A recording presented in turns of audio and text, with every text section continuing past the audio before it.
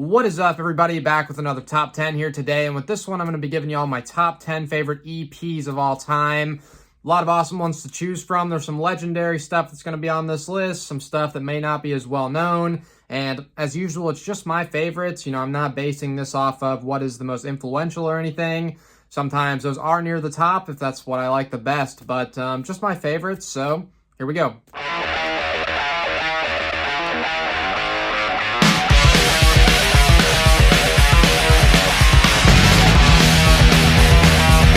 Starting off the list at number 10 is Razer's 1984 debut EP, Armed and Dangerous. Amazing start to their career. These guys are one of my favorite thrash metal bands of all time. They're from Canada. Dave Carlo, I've always thought, had some of the best tone in classic speed and thrash metal. Dude's just a riff machine, great guitar solos. And Sheepdog McLaren, Stace McLaren is his real name.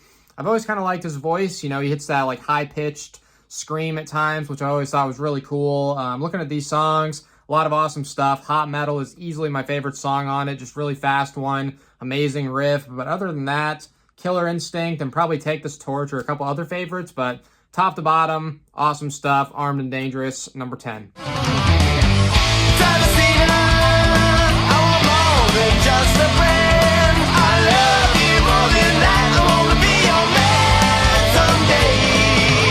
Next up at number 9 is High Speed GTO by White Wizard. Great stuff here. Came out in 2009, and it's arguably the beginning of the new wave of traditional heavy metal. Basically a movement of modern bands going for that great classic 80s sound. In particular, Iron Maiden, I'd say, is the main influence. Peace of Mind, Power Slave, Number of the Beast. So if you like that classic Iron Maiden stuff, go listen to this EP, especially like the song Celestina, the title track. You can especially hear the Maiden influence. The musicianship all around is great, but I'd say the standout on this is the vocals from James Paul Luna. The guy is easily one of my favorite singers of all time. Just an amazing voice. I love his other band, Holy Grail, which 3/4 of the original White Wizard lineup that's on this EP broke off and formed Holy Grail because they wanted to incorporate more like speed and thrash metal type stuff, but the bass player, who's like the founder of the band, wanted to keep that classic Iron Maiden traditional sound. But yeah, if you like Maiden, go listen to this. Amazing stuff. High Speed GTO, my number 9.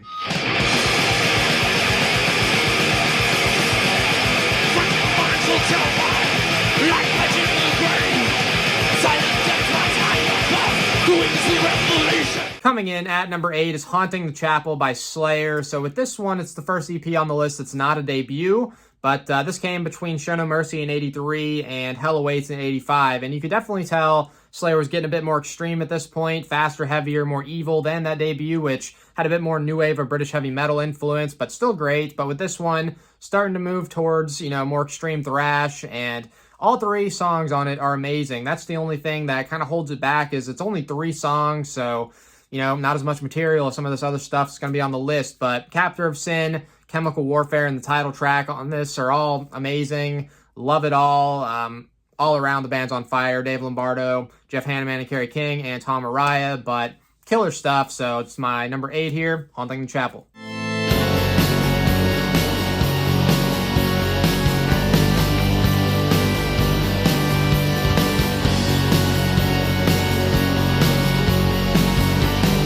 Next up at number 7, I'm going to go with First Spell by the band Gehenna, one of my favorite black metal bands of all time. They're from Norway.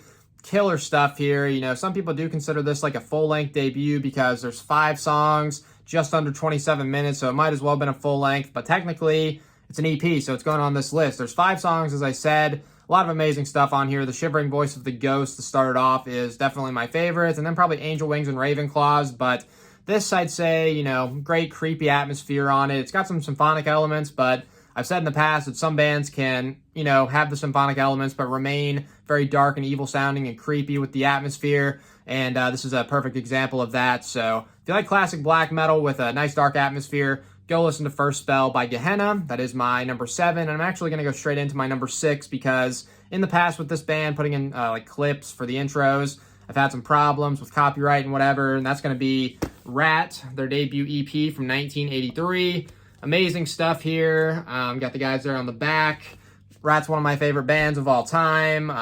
Warren DeMartini, one of my favorite guitar players. Such great tone, as well as Robin Crosby, such a great duo. Bobby Blotzer on the drums is really awesome. Stephen Pearcy, cool, unique voice. Doesn't sound like anybody else. It's him instantly. And Juan Crocier, who was actually in Dokken just before this. He came over to Rat. And looking at these songs, you got an early version of Back for More, which is great. Ended up being on the full-length debut Out of the Cellar, which was actually the first album I ever bought on CD about 15 years ago or so. So that holds a nice place in my heart. It's one of my favorite albums, but this is great as well. And this is actually, from what I understand, what I've heard, kind of a rare vinyl of this EP, which super cool find. I got at a local antique shop not too long ago. But Sweet Cheater, to open this up, I really like that song. That's awesome. You Think You're Tough is amazing. Tell the World, Back for More, as I said before. But top to bottom, great classic stuff. Awesome start to their career. Rat, 1983 EP, my number 6.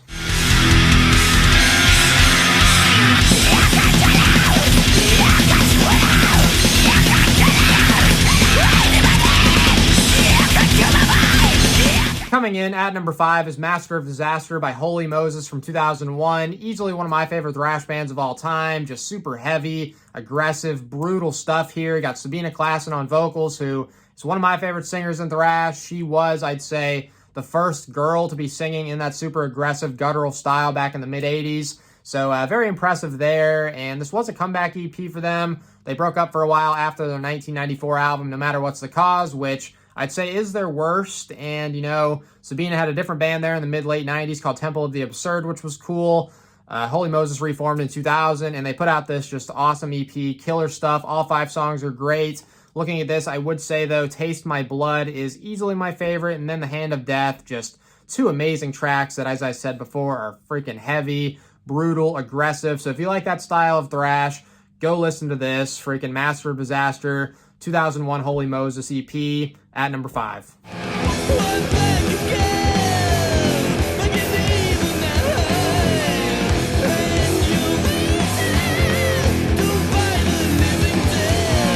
Next up at number 4 is Mercyful Fate's self-titled 1982 debut EP. Some people call it Nuns Have No Fun, or just the EP, or whatever you want to call it. Amazing classic stuff here, very influential. And if we're talking about what's the most influential EPs, this one I'd say is probably number 1. But as far as favorites go, I'm going to put it here at number 4, which is still pretty high. I know people are going to bitch about it either way, but whatever. Still like it a lot. There's 4 songs on it. All killer. Looking at the stuff. A Corpse Without Soul, amazing. The guitar work from Hank Sherman and Michael Denner. They're easily one of the best guitar duos of all time. Great classic freaking shredding and riffs. Awesome freaking duo. Nuns Have No Fun, as I said. Some people refer to this EP as Nuns Have No Fun. Great stuff. Doomed by the Living Dead, maybe my favorite song on here. And Devil Eyes, which on this one, freaking King Diamond shines, hitting those high notes. His voice just is way up there on this. I know not everybody loves that, but I think it's super cool to hear. Timmy Hansen on bass, and Kim Ruz, who I think was a great drummer on those first 3 releases, the first 2 full lengths in this EP. But yeah, awesome stuff here. Mercyful Fate, 1982 EP, my number 4.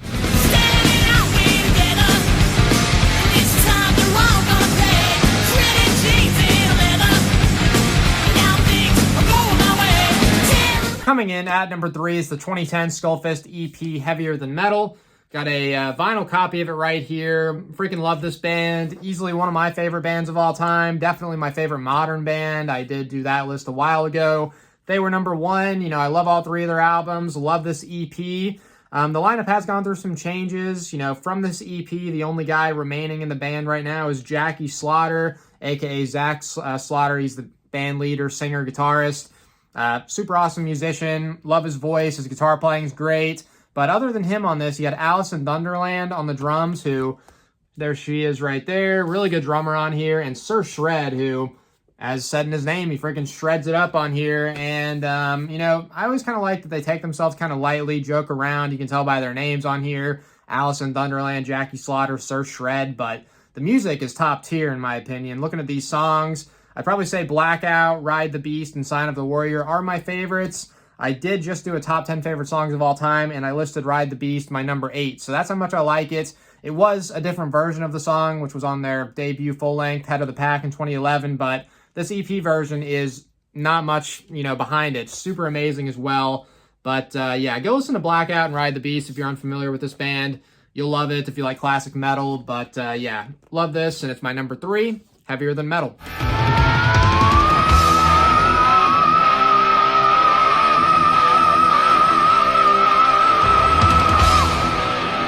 Next up at number 2, I'm going to go with the 1983 Queensryche debut, self-titled. Freaking amazing stuff. Back in the day, in the 80s, Queensryche was just one of the best metal bands for sure. This debut EP is fantastic from start to finish. All 4 songs. Queen of the Reich to open it up, I'd say, is their best song of all time. When it goes into that Jeff Tate high scream, just gives you freaking goosebumps. The guitar work all over this from Chris DeGarmo and Michael Wilton. Top tier. They're another one of the best guitar duos of all time. Eddie Jackson on bass is great. And Scott Rockenfield on the drums is freaking fantastic. But Knight Rider, Blinded, The Lady Wore Black, all amazing. Got to be high up on any list, I'd imagine. I did say that the Mercyful Fate EP is probably the most influential. I'd say it's between that one and this one for like some of the most influential EPs of all time, and thought of generally as the best.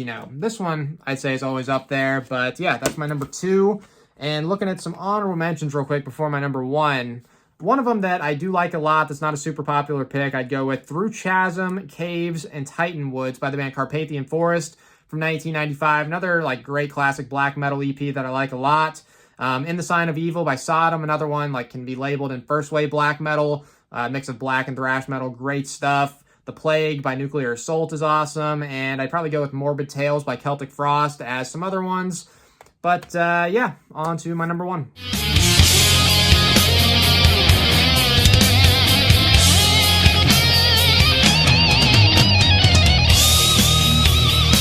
Association I choose, game I inevitably lose, governed by laws set up by me.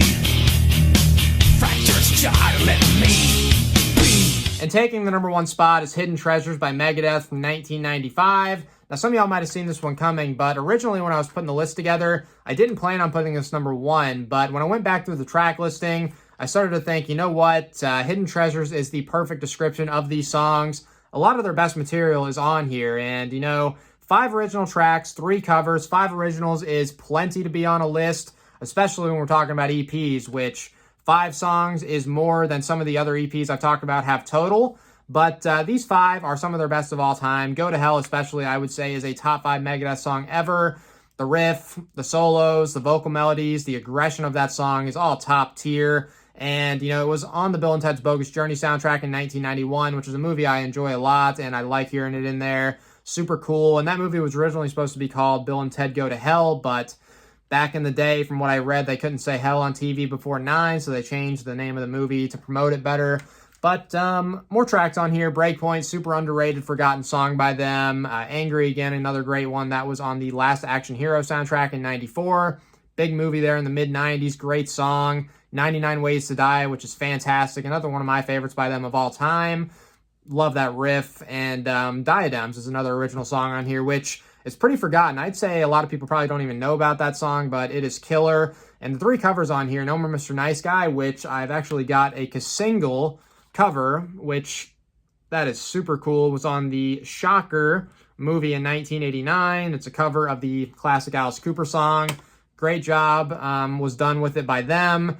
Another cover on here, Paranoid, which was done really well, and Problems, which was originally done by the Sex Pistols. Paranoid, obviously, done by Black Sabbath, but I freaking love all this stuff. Enjoy all 8 tracks. I'd be lying to myself if I said this wasn't my favorite, so here it is, my number 1 EP of all time, Hidden Treasures. And as I've said a million times, I love the lineup. Nick Menza, one of my favorite drummers of all time. Dave Mustaine, one of my favorite freaking musicians ever. One of my favorite guitarists, songwriters. And Marty Friedman, I've listed my favorite metal guitarist of all time. And David Ellefson, of course. But yeah, that wraps up my list. Hidden Treasures number 1 for me. And as usual, I'd like to know what y'all thought. I want to know your top 10 favorites. Your favorites, what do you like the most? Not what you think is the most influential. Your 10 favorite EPs in metal. And as usual, thank y'all for watching. Until next time.